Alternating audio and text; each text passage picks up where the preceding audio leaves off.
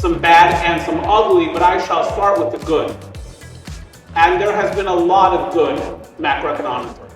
In particular, the fact that the US economy has held up so much better than many people anticipated. Coming into last year, coming into 2023, there was a conventional wisdom that recession was inevitable in America. Indeed, the economists at Bloomberg, that source of phenomenal business intelligence, maintained a forecasting index. And as of October of 2022, that forecasting index was suggesting that the probability of recession in America was 100%. And you may be aware that that is the highest possible probability. That in fact you cannot get beyond 100% unless of course you're talking about the Baltimore Ravens defense, which as you've heard gives 110%. But otherwise, 100% is the most that you can get. 2022 was a terrible year for the US equity markets. It was also the year that interest rates took off. We'll talk a lot about interest rates this morning. Of course, we'll talk about construction and real estate. And these were thought to be precursors to a broad-based economic downturn. It simply has not transpired. The broadest indication of that is growth in output as measured by gross domestic product, quarterly data, annualized rates of growth. Much of the data I will show you this morning are time series data, so the more contemporary data are to the right of the slide. We just yesterday, as it turns out, or earlier this week, received data for the third quarter of 2024. And during the third quarter of 2024, the US economy puts up, again, very good numbers, 2.8% growth on an annualized basis. Last year, the US economy grew 2.5%. I'll show you forecasts for overall economic growth late in the presentation from the International Monetary Fund, but no indicia of recession here. And of course, certain parts of the economy have performed particularly well. And at the heart of that statement is the American consumer, and they matter because that is 70% of aggregate demand is the American household. So these are retail sales, monthly data. The last three bars here are July, August, and September. The consumer has been on a spending tear. You might hear stories, of course, from Starbucks, and we can talk about that. The occasional customers disappear. The folks who were coming in after the pandemic ended, but now have stopped coming in. The CEO from Five Below just walked out of the job this summer. Things are tough at certain retailers. We can talk about why that is later in the presentation. But for the most part, the consumer has been spending. And as it turns out, much of the growth in household expenditures has not been on retailed items here depicted, but rather on services. Things like travel. So every once in a while, the Americans will set another record for the number of people passing through TSA checkpoints. They're spending on Beyonce concert tickets. They're spending on Taylor Swift concert tickets. In August of 2023, the average Taylor Swift concert ticket purchased on resale, and that's what people buy them on resale, sold for $1,619 per ticket. She sold out football stadiums in this country multiple times in the same week. She just toured Australia, parenthetically, where the Australian government thanked her for improving their economy. She generated about $400 million of economic impact in a few days.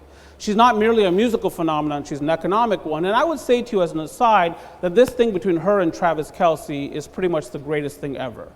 This is precisely what this nation needed during these challenging times. It's phenomenal, it's fabulous, it is fantastic. Not at all annoying. And what you have here is this hunky athlete from Kansas City Chiefs, three-time Super Bowl winning tight end Travis Kelce, in a relationship with the savvy singer-songwriter Taylor Swift. There are pictures of them kissing on the internet, and some of that's artificially generated. But the point is this has many Americans aglow, abuzz, and hopeful, and there's reason for hope. Because unlike many stories, this one stands to end well, because when that breakup occurs, and it will occur, the music is going to flow, and I, for one, cannot wait. Now, I'm going to make the case, as I go through this, that the consumer cannot continue to spend as they have been. And at the heart of that statement is American demography. Here I'm breaking down American wealth by household. So I'm simply stacking the most affluent households in America through the least affluent and trying to figure out where the wealth in America resides. Again, these are Federal Reserve Bank data. So if you look at the teal-colored slice at the very top of the slide, that's the wealth controlled by the top 0.1% of Americans, so there are about 335,000 of them, and that 0.1% controls about 13.5% of the nation's wealth. America, of course, is a phenomenally wealthy nation, but that wealth is not evenly distributed, obviously.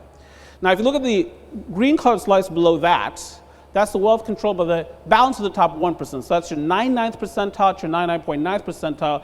They control another 16.7% of the nation's wealth. So the top 1% controls almost precisely, or a bit more than 30% of the nation's wealth. If you look at the segment below that, it's a yellowish segment. That's the wealth controlled by the balance of the top 10%. So that's your 90th percentile, your 99th percentile. They control another 36.5% of the nation's wealth. So the top 10% controls almost precisely 2/3 of the nation's wealth.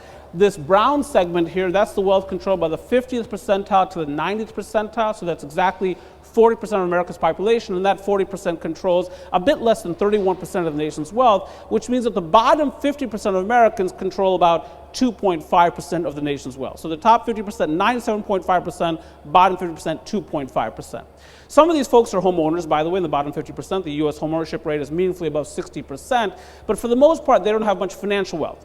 These are folks who are living, by and large, from paycheck to paycheck. Well, here's the good news on that. There have been lots of paychecks recently in America, and presumably there will be more. Based on the JOLTS, this is from the Job Openings and Labor Turnover Survey, in September, America home to 7.4 million available unfilled jobs. You might say to me, Adhiban, I noticed the number of job openings is falling. Yeah, that's true. The economy may be slowing a bit, we'll talk about that, but also the labor market is normalizing post-pandemic. But if you compare the 7.4 million job openings in September against where we were pre-pandemic, when the economy was considered to be very, very strong. Back then, we had a 3.5% rate of unemployment. At that point, a 50-year low. We had about 7 million job openings back then. Today, 7.4 million. In construction, parenthetically, we have about 288,000 available unfilled jobs. That number has been sliding lower recently. Again, we'll talk about why that might be later in the presentation. But by and large, the labor market can still be considered to be quite strong by historic norms. And of course, one of the things that we've observed in recent years is that labor has flexed its musculature.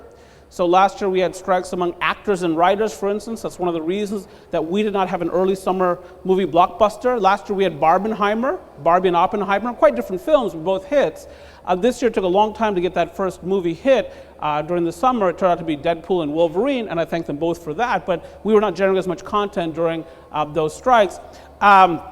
UAW members struck, of course, United Auto Workers members. We still have an ongoing strike with the Boeing machinists, more than 30,000 workers involved in that strike. Of course, earlier this month, we had a very brief strike among the International Longshoremen's Association members. By the way, 8.3% of all longshoremen are longshore women, but in any case, we've seen a lot of that. Now, some negotiations did not end in strikes. Let me give you an example. The negotiations between United Parcel Service, UPS, and the Teamsters Union, those negotiations produced a 5-year contract, and during the 5th year of that contract, the average full-time UPS truck driver will be earning $170,000 per year. That's $170K. That's wages plus benefits, but it's $170K. Forcing people like myself to ask the question, how do I look in brown? And based on the app, spectacular. But the point is, this is great for consumption, this kind of compensation growth. And when a nation enters each and every month with plentiful numbers of available unfilled jobs, it's quite likely that that ensuing month, the nation will end up adding jobs, which is precisely what America has done since December of 2020. December of 2020, a COVID-intensive month, the last month during which America lost jobs. So through wildfires and hurricanes, bridge collapses, and congressional elections, America's managed to add jobs every month since December of 2020. The last month for which we have data is September of 2024, a month during which America adds 254,000 net new jobs. Of course, you have to take data with a grain of salt, and you might want to take these data with 2, 3, 4, 5, maybe even 6 grains of salt, because you might have heard that the Bureau of Labor Statistics, which produces these data, recently revised lower their estimate for one-year job creation for the 1 year ended in March by 818,000. And the confidence band around September is 254,000 job estimate is 134,000 in either direction. Nonetheless, by and large, we have seen a quite strong labor market. Many employers would agree. Their number one challenge during this cycle has been finding workers to do the work. It's not been so much about deal flow. And of course, growth has been faster in certain parts of the country than others. 25 largest metropolitan areas in America. What I'm showing you here is the percentage growth, or lack thereof, in the number of jobs supported by these 25 very large communities between February of 2020, why that month is the baseline. That's the last month before we shut down the economy. So I'm using that as the pre-pandemic level of employment for these 25 communities. The public health emergency is declared on March 13th of 2020. So again, February of 2020, and comparing job totals back then in these communities to September of 2024, the last month for which we have these data, of course. So it's a roughly 4.5-year comparison period. In the left-hand column is populated by the regions adding jobs the fastest. There's a neat correspondence between population growth and job growth. And in recent years, no region of the country has added more people in absolute terms than the Dallas metropolitan area. By the way, no region of the country overpays their quarterback as much as the Dallas metropolitan area. I'm persuaded that these things are purely coincidental, but it's the American South. That's where the population growth has been, that's where the job gains have been. Dallas, San Antonio, Tampa, Phoenix, Charlotte, Orlando, Houston, Riverside, California. Riverside, why? Because many Americans during the pandemic and early stages of recovery therefrom have been looking to move to less densely populated and less expensive communities. And Riverside is expensive, but not compared to Los Angeles or San Diego. So you see that migration. Philadelphia is that left-hand column. Why? Philadelphia is dense and expensive, of course, but not compared to New York. So you've seen that migration down I-95. As you know, that migration has continued as Saquon Barkley moved from New York to Philadelphia. But for the most part, the Northeast Corridor is in that right-hand column. New York Metro, Washington Metro, Boston Metro, and my town of Baltimore. Slower population growth translates into slower job growth. And also the monsters of the Midwest, those massive Midwestern markets like Chicago Metro, Detroit Metro, and Minneapolis. Again, less population growth translates to less job growth, and you can see LA and San Francisco trailing behind. And I find this slide to be quite compelling, but the next slide is more important macroeconomically. Same 25 major metropolitan areas, but instead of percentage job growth, these are rates of unemployment. And now you notice something different. If you look at the bottom of the right-hand column, you will note that unemployment has started to increase in some of these regions. So Los Angeles, 5.6%, Riverside, 5.4%, Chicagoland, 5.1%, no longer that low. Again, evidence that, at least in certain parts of the country, the labor market has begun to weaken. And as I mentioned, construction job openings have actually fallen in recent months, particularly last month, as I say, down to 288,000, which is about 100,000 less in terms of job openings for construction than we had a year ago. Does that mean that construction industry wages will stop growing as they have been? I'm not quite so sure about that. I still think there'll be upward pressure on construction wages. Why is that? Well, let me talk about the construction wage premium. Historically, construction workers have made more than their private sector counterparts. Now, this is for non-supervisory, non-managerial workers. And construction workers, of course, are specially trained. They often have to work unusual hours, wake up very early in the morning, for instance, and they're also often exposed to the great outdoors. And so historically, they've made more than their private sector counterparts. The black line that runs through that slide is the construction wage premium, the percentage by which construction workers out-earn their private sector counterparts for the 20 years prior to the pandemic. So during the 20 years prior to the pandemic, on average, construction workers made 21.7% more than their private sector counterparts. And again, this is for production workers as opposed to management. The green line that superimposes on top of that is the wage premium at any given moment. And what it says is that by September of 2024, that wage premium had fallen to 18.4%. So the construction wage advantage has shrunk. You may say, how is that possible, Anirban? We pay construction workers more than we ever have. That's true. But wage growth in certain occupations has been even faster. Take the UPS truck driver as an example. I do not begrudge the UPS driver that level of compensation, not at all. These are very special people. They have to be able to drive a large vehicle, have to be able to park it, have to lift heavy objects all day long, as much as 70 pounds, and pass a drug test. Most Americans cannot do all of those things, but construction workers can. They can drive a large vehicle, they can park it, they can lift heavy objects all day long, and they can pass a drug test as a general proposition. And so construction will continue to need to compete with other industries for scarce human capital, and of course there's competition between contractors for the most skilled workers, and that will continue to put upward pressure on wages. And on top of that, of course, the demographics of the industry. A lot of our finest construction workers are in their 50s and 60s. Of course, they're heading towards retirement, and it'll be difficult to replace them, and very expensive in many cases. And again, we've focused a lot about consumers during the first part of this presentation, and that's important. Again, 2/3 of the economy from a demand perspective.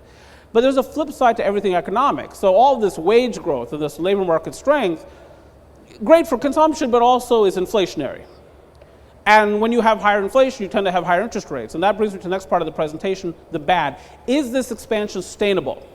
And again, at the heart of the question is the consumer, because you cannot have an economic downturn unless the consumer participates.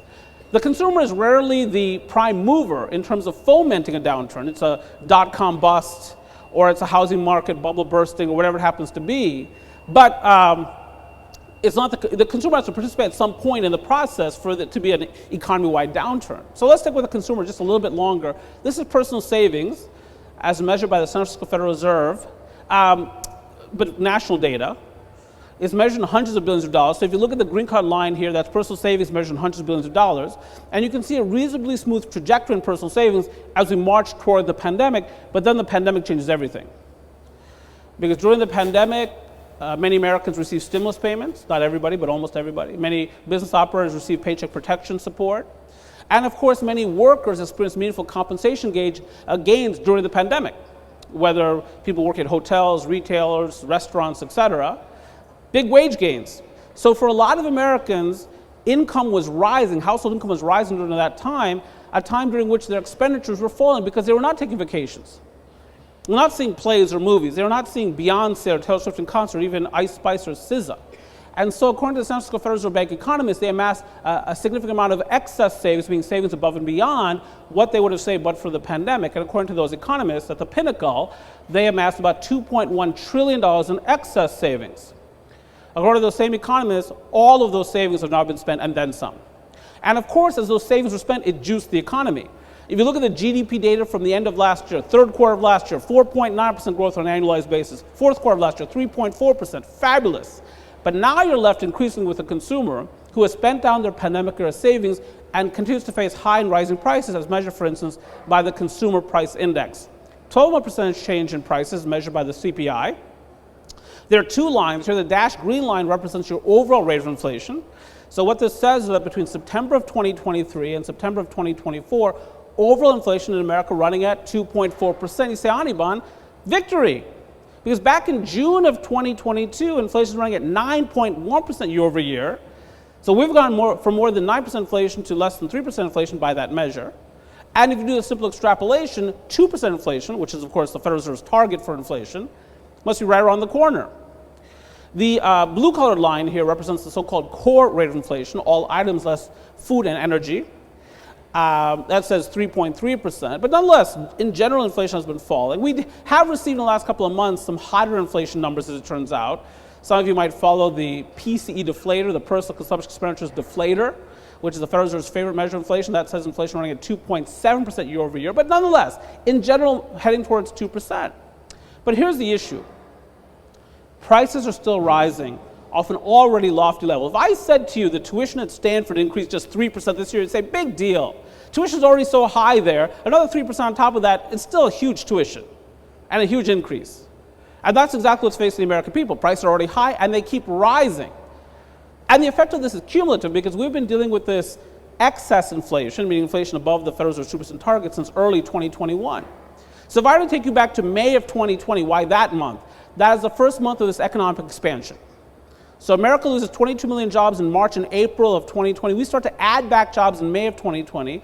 And according to the National Bureau of Economic Research's Business Cycle Data Committee, the recession ended officially in April of 2020. So if you take it back to May and look at prices as they were back then as measured by the Consumer Price Index and compare those prices to September of 2024, again, the last month which we have these data, so it's basically a 4 and a third year comparison period here. So in a bit more than 4 years, what is overall inflation? Overall inflation, 23%. In a country that aspires to 2% inflation per annum, had become accustomed to 2% inflation per annum. Strip out food and energy prices still lofty, 21%. Categorically in green, energy prices up more than 50%. Transportation services prices up more than 46%. Well, of course, if you're going to pay the UPS truck driver that much money, and again, not begrudging them that, somebody has to pay for that. That's part of that wage price spiral that people talk about. Shelter, that includes things like apartment rents, 24%. Food up 24%. And that's what really seems to have Americans most angered, as it turns out, that grocery bill. Oh, they complain about electricity, they complain about rent, they complain about insurance. But it's that grocery bill they talk most about. One of the things I do as an economist, I talk to a lot of Americans about the economy, and these conversations often transpire in Ubers and Lyfts. And those of you who take Ubers and Lyfts know that as a passenger, you rate the driver. You may be less aware that the driver rates you as a passenger. And I have very recently become privy to my passenger ratings, and they're extremely low. And you might say, well, that makes sense. We've been watching you speak for 25 minutes now, sir. I think this is beyond my personality, that there is something else afoot. Because I take every Uber or Lyft trip as an opportunity to interview an American. And I ask them questions, and of course I'm doing this from the back seat. I ask them questions like, hey, how much do you really make doing this on an hourly basis once you factor in depreciation and insurance costs? What's your highest level of educational attainment? What other options did you have? Did you have any? Does your family approve? Do you really view this as a career? Why would you choose this vehicle in particular? And apparently these questions are off-putting. But when you ask people about the economy, they'll tell you, this has me I can't keep up. A lot of people in Washington, D.C. are surprised by this, by the way, the fact that people are not happier about the economy. They say, look, got a record stock market, Dow Jones above 42,000, S&P is above 5,800, 4.1% national unemployment, pretty low by historic standards, rapid wage growth. What are people upset about right here? Can't keep up, but they try. Because once you establish a certain standard of living, or one establishes a certain standard of living, once one goes on a certain type of vacation, or frequents a certain type of restaurant, they want to maintain that, lives in a certain caliber of apartment. Even if that heightened standard of living is driven by temporary factors like stimulus payments, they want to maintain that. But of course, if the pandemic or savings are gone and the prices keep rising, how do they do that? Well, of course, they turn to the credit card. New York Federal Reserve Bank data regarding U.S. credit card debt, it is spiking in America. Some economists will say, by the way, that this boss too is making too big a deal out of this because he has not adjusted these data for inflation. It's true, I haven't. This doesn't look so bad if you adjust for inflation.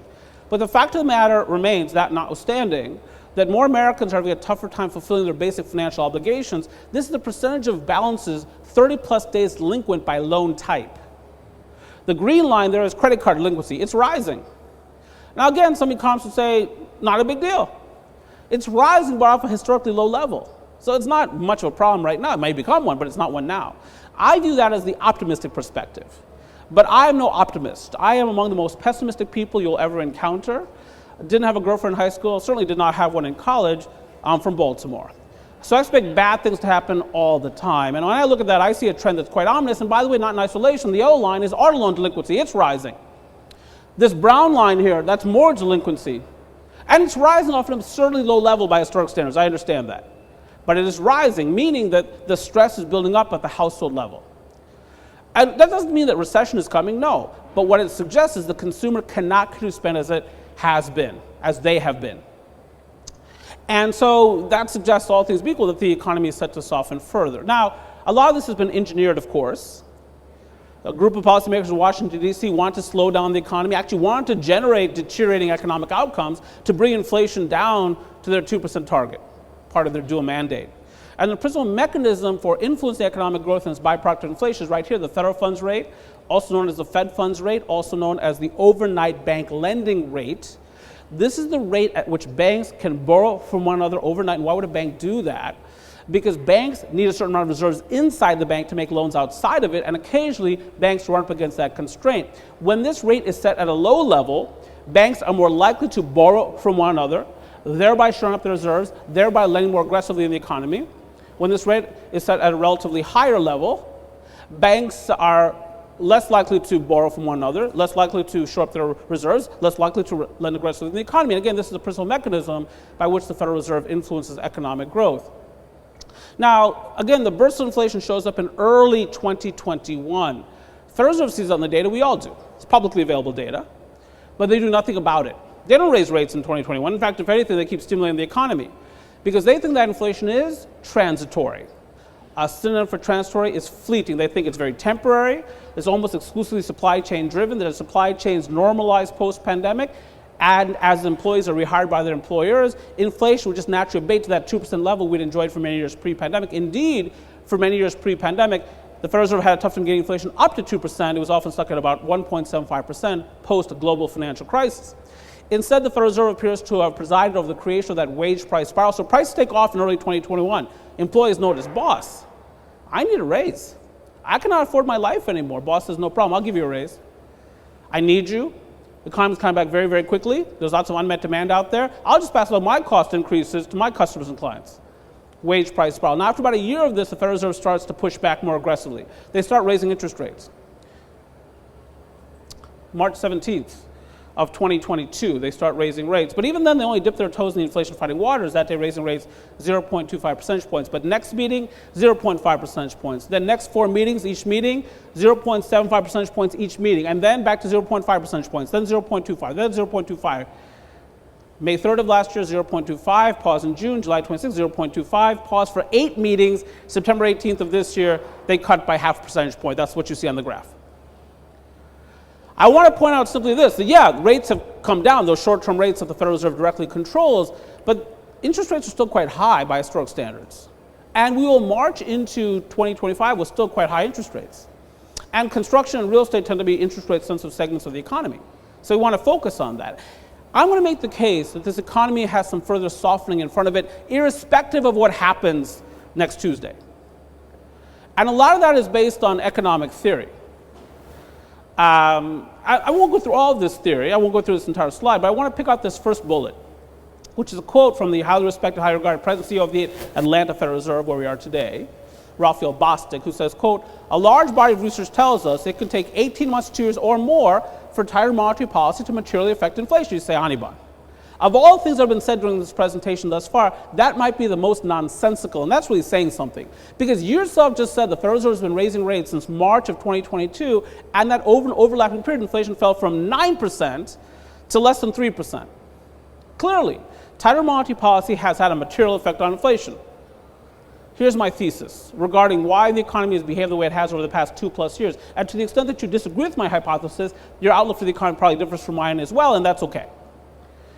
My view is this, that one of the major factors that has influenced economic outcomes is the supply chains have improved. Now, I'm not saying supply chains are perfect. I can see what you can see, South China Sea, Chinese Coast Guard, Houthi rebels, Somali pirates, Red Sea, limited use of the Suez Canal, low water levels in the Panama Canal, bridge collapse in Baltimore, lockout of railroad workers at 2 Canadian railroads. I get it. Supply chains are not perfect.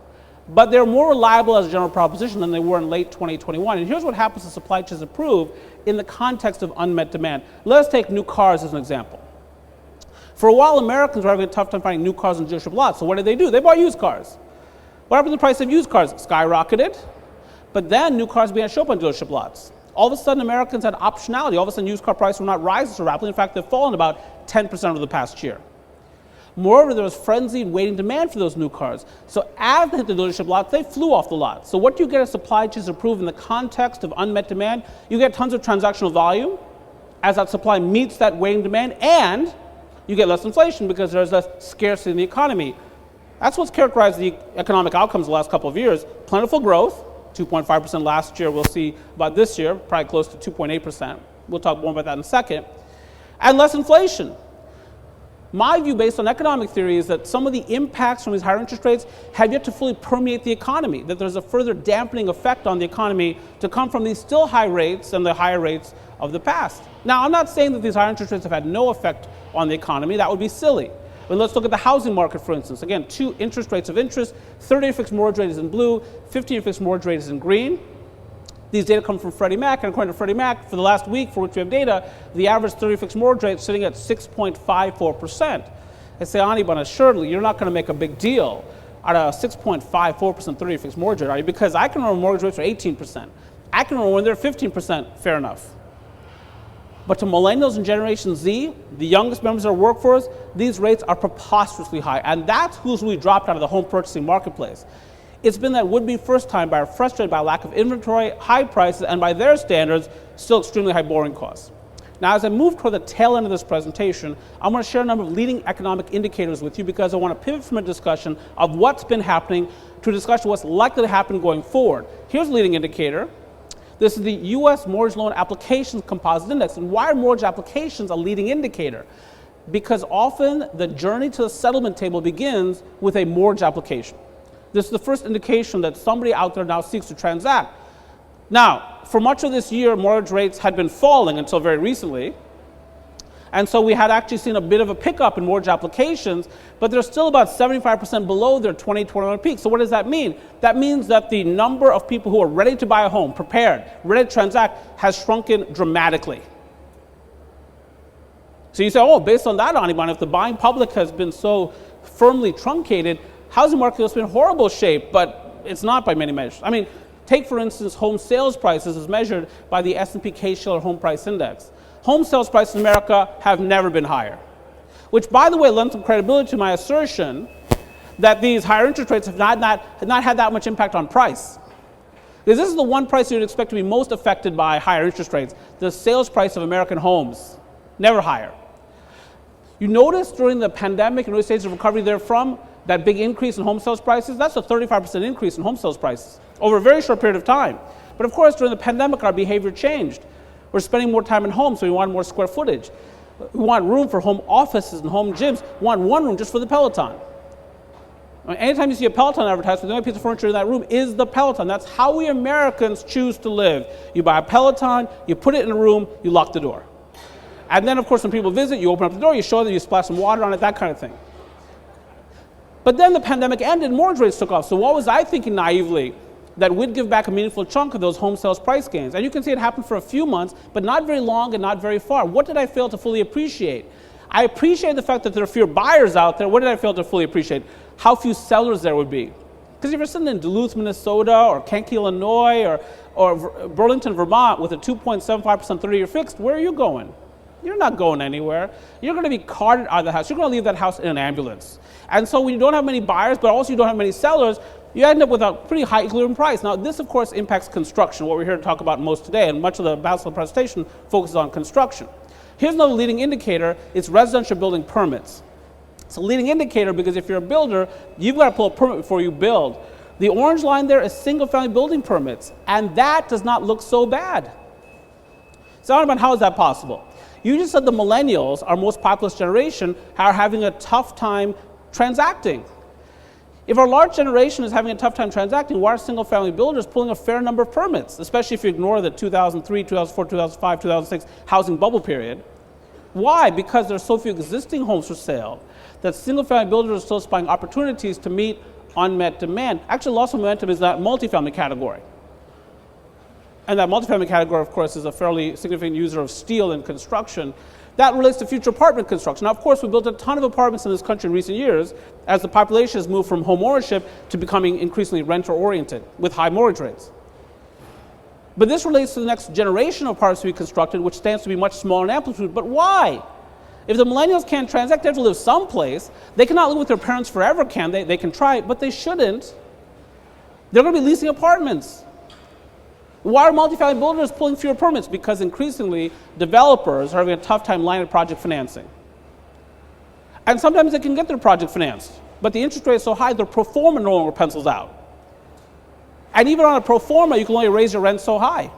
And in certain communities, Nashville, Tennessee, Austin, Texas, rents are falling because they've overbuilt, particularly at the high end of the marketplace. And one of the things you'll notice out there is that many apartment buildings now are selling for a lower price than the previous purchase price, which renders their value as collateral to banks shakier.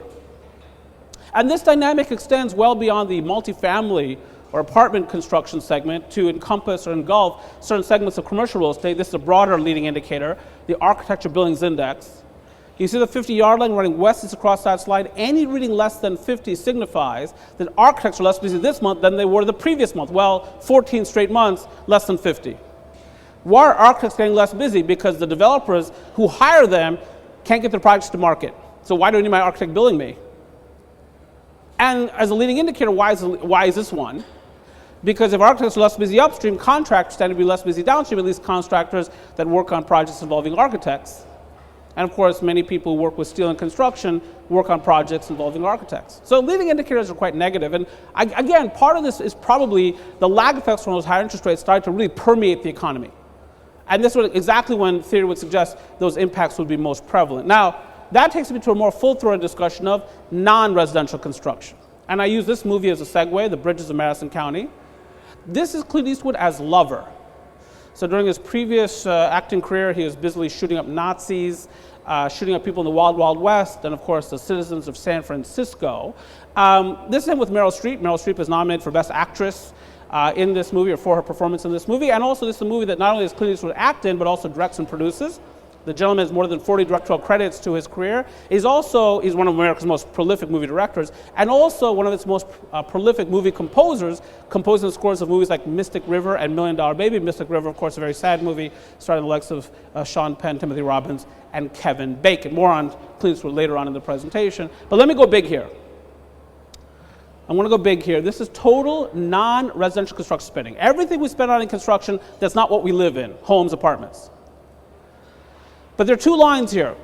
The green colored line at the top, that's total non-residential construction. You say, Ani, but no wonder contractors have been so busy. Look at that, it's phenomenal. Though, notice, things have flattened out recently in terms of spending growth.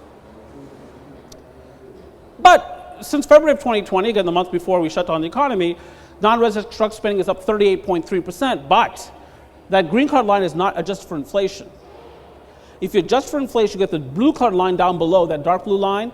Now the number becomes 14.1%. Still good, still solid, but not as impressive. What does that say? That means much of the growth in non-residential construction spending is driven by inflation.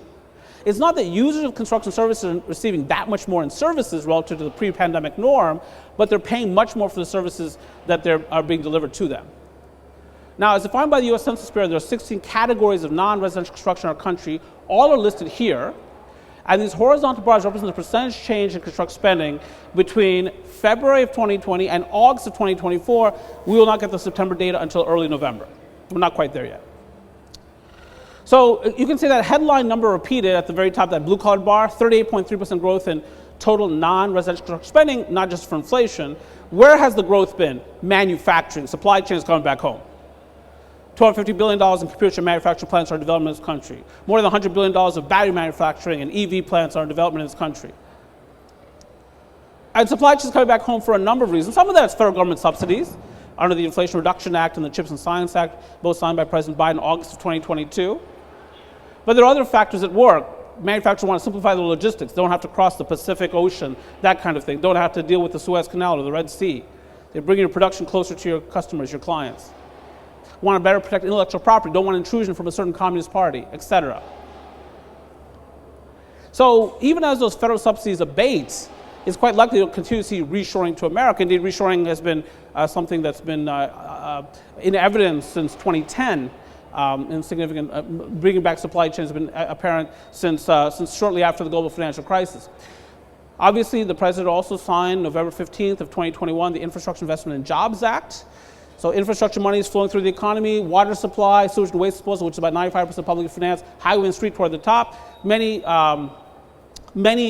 contractors tell me that healthcare continues to also be a reliable source of work for them. Now, towards the bottom, office, again, not just for inflation, it's very bad performance, but the office category includes the construction of data centers. And as I understand it, a single data center can use 1,000 to 5,000 tons of steel, depending on its size. And data center construction stands to be furious and frenetic for years to come. These hyperscalers cannot get enough of this capacity. So that will continue to be a driver for secular reasons, and that's independent from interest rates. And then lodging relates to hotel room construction. We built a ton of hotel rooms in this country during the 5 years prior to the pandemic, and so it's taken some time to absorb those additional rooms. And so that does not foment much construction. Now, let me continue on, but let me show you another measure of inflation. So this is the producer price index for architectural and structural metals manufacturing. So the producer price index reflects what manufacturers or producers receive. So this is the price received by metals manufacturers. You can see since February of 2020, these prices are up 57%. So if you're a purchaser of these manufactured outputs, prices increase massively, as everyone knows. But, and this is part of this disinflationary story we've been talking about, over the past year, they're up to 0.7%. I speak at a number of steel conferences around the country. In fact, we spoke at one about a month ago in Atlanta, Georgia, here. And lots of pessimism in steel-making world about pricing for 2024 and 2025. A lot of expectations that because of excess capacity in the marketplace to produce, there'll be ongoing downward pressure in terms of prices. Now, again, we did live, however, with this period during which input prices were rising rapidly. That brings me to this slide. Here I'm comparing two producer price indices for you, and what I'm doing is I'm starting with February of 2020 and growing the respective series. So the green colored line at the top, that's your construction input cost inflation from February 2020 onwards. Now, what do you notice here? Early on during the recovery, 2020 and 2021, the green line is above the blue line. What's the blue line? Construction bid prices. So this is a period during which many contractors are calling their attorneys saying, hey, do we have a force majeure clause in this contract? Because we did not build these input costs into our bid. And we're taking a bath here. Economic theory would predict that eventually these lines will equilibrate. Under economic theory, in terms of perfect competition, and construction is a very competitive industry, it's supposed to be zero economic profits. Accounting profits are separate. Obviously, accounting profits are non-zero. But economic profits theoretically equal zero in the long term. That's exactly what you've seen. Eventually, bids caught up to these input costs. And many controllers of construction firms tell me they're quite happy with their margins, and they think their margins are quite stable for now. And that's actually what you see on this slide. Now, that takes me, as it turns out, to the ugly, and that's a discussion, a brief discussion about the US office market. Now, economists paint this with too broad of a brush. The office market is not terrible everywhere. There are many suburban markets that are in quite handsome shape. I just delivered a presentation in Harrisburg, Pennsylvania, because that's how glamorous my life is. And I was speaking to a group of commercial real estate developers, and they said to me, Anibon, we actually need more office space in central Pennsylvania because we haven't built much in the last few decades, and we've got major healthcare systems like Geisinger and others that are expanding, need that space. Okay, fair enough. But in certain office markets, particularly older central business districts and older buildings they're in, there's a fair amount of stress, rising vacancy. So based on CoStar data, for instance, which is an industry standard, office vacancy rates continue to rise in America. And that 13.9% you might see at the end of the slide regarding the second quarter of 2024, that's a lie. Not because the data are not good, the data are industry standard, as I say, but because way more than 30.9% of our office space is vacant, but it is not considered to be vacant because it is still leased. But as these lease rules come up, you can see upward pressure on office vacancy. And so now you have a growing number of building owners who are suffering higher vacancy, their rental revenue is falling, and now they've got to turn around and refinance their mortgage. That's that debt maturity wall everyone talks about. $3 trillion in commercial real estate debt matures in the next few years, 5 years. Who's going to refinance that debt, at least with respect to buildings that are in some distress? We had the failures about a year and a half ago of Silicon Valley Bank and Signature Bank, March 10th and March 12th respectively of last year, and though that had very little, if anything, to do with exposure to real estate, banks have become more nervous about their balance sheet, and regulators have become more aggressive in regulating bank balance sheets and their adoption of risk. And again, the market is particularly bad in certain places. These are the highest downtown office vacancy rates in our country. San Francisco is screaming towards 40%. These are CB Richard Ellis data, CBRE data. And you might have heard that the company known as X, formerly Twitter, is vacating their downtown San Francisco headquarters, which will leave another gaping hole in that business scene. Los Angeles is a massive office market, obviously, over 31% vacancy. Seattle, massive office market. You've seen that skyline, over 31% vacant. And of course, we care about the building owners that are suffering, but also the fact that banks are exposed to this. Particularly certain regional banks that specialize in commercial real estate lending. That's where the exposure is. Now, we have not yet to see that shoe drop, admittedly.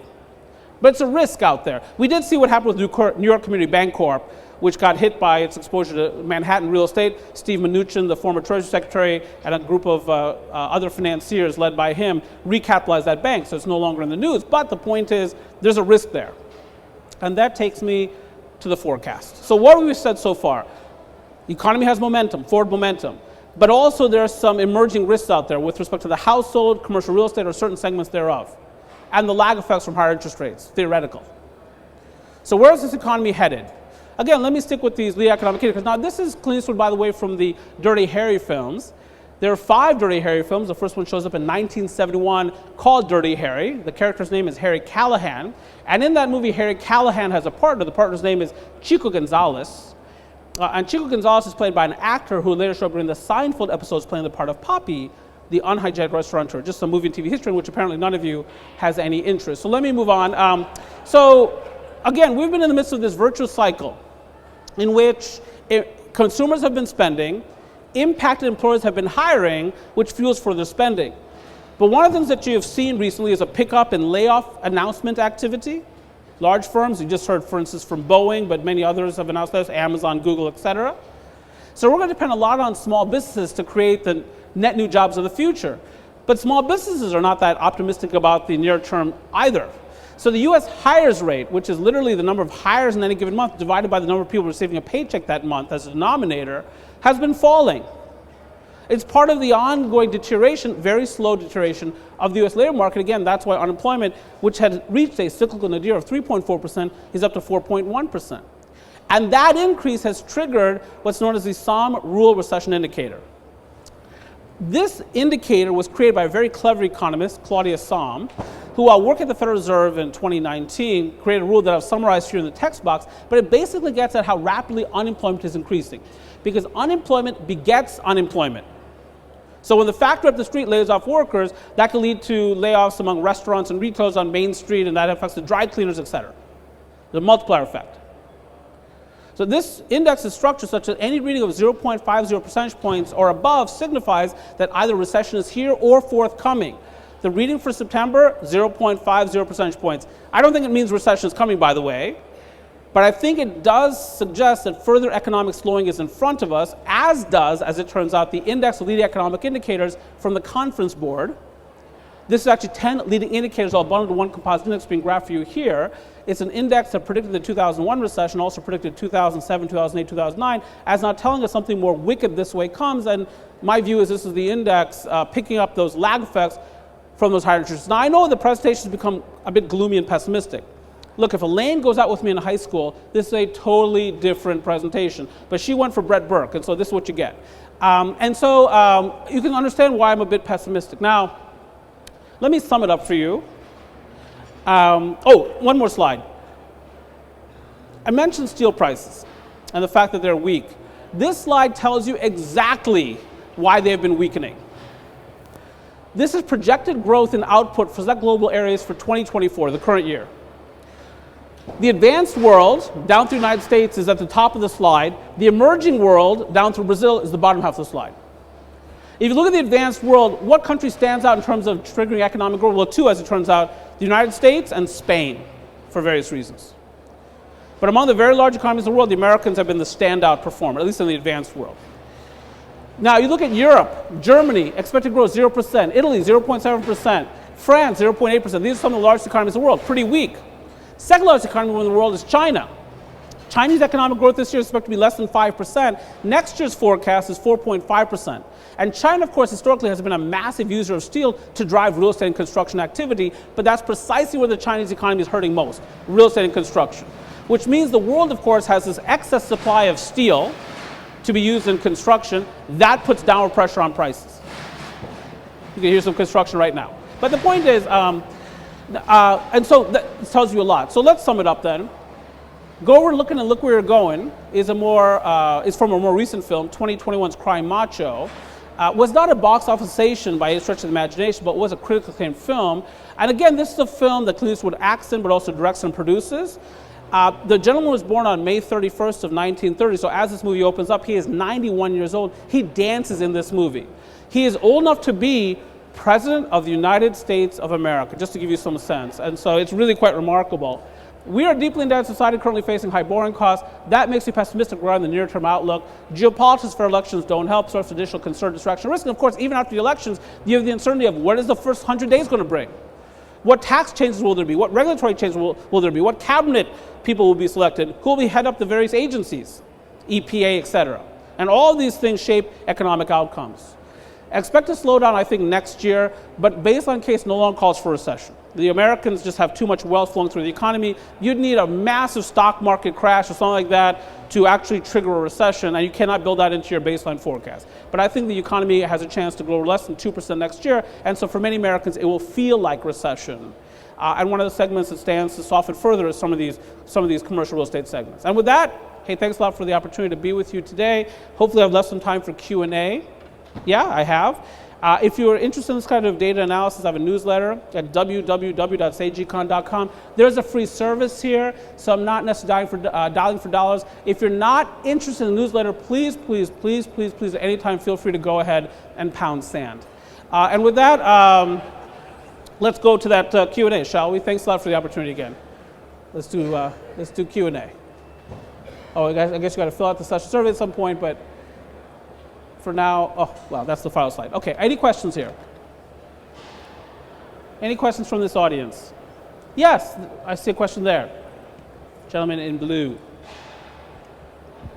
Just as a reference point, where does the UPS driver at $117,000 a year, where does he fall in that graph that you showed how the wealth was distributed? The top 50% of top bottom? Yes, right. So questions about the UPS driver, 170,000, but of course 170,000 is that person's income. What I showed you was not the distribution of income, I showed you the distribution of wealth. And so that UPS truck driver might be earning a lot of money, but may or may not have a lot of wealth. It's a function of his or her savings, how they've invested, those kinds of things.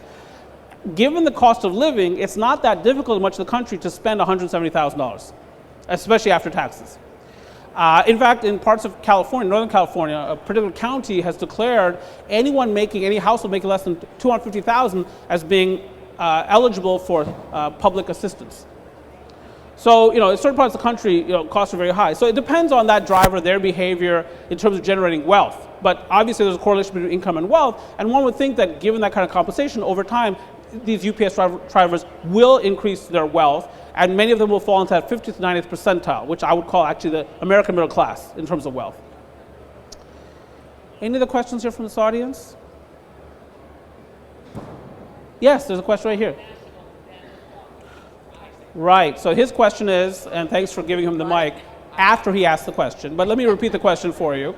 The question about the national debt and the national debt clock. Now, the last I checked the national debt clock was about 5 days ago. It was $35.8 trillion. The annual budget deficit last fiscal year was $1.8 trillion for the year. This is not sustainable. We are marching towards insolvency of both the Medicare and Social Security trust funds over the next decade. America is in trouble. So you might ask, well, why didn't you bring this up during your presentation? Because typically I like to give my audiences a one-year economic outlook because I want to invoice you again. But, and this is more of a longer-term issue. So right now, from a federal government spending perspective, this is the roaring 20s, right? Federal government subsidies of manufacturers. Intel is in line to get $8.5 billion from the federal government, a private corporation. I'm not saying that's good or bad. The folks in Ohio are spending another $2 billion to try to get Intel to do what's going to do, $20 billion investment in Columbus, Ohio. And Columbus has started to boom because that construction has begun. Intel is also going to invest in Arizona and some other places. Samsung, Texas Instruments, TSMC, all of these folks are in line for federal government subsidies. Of course, infrastructure is being spent on.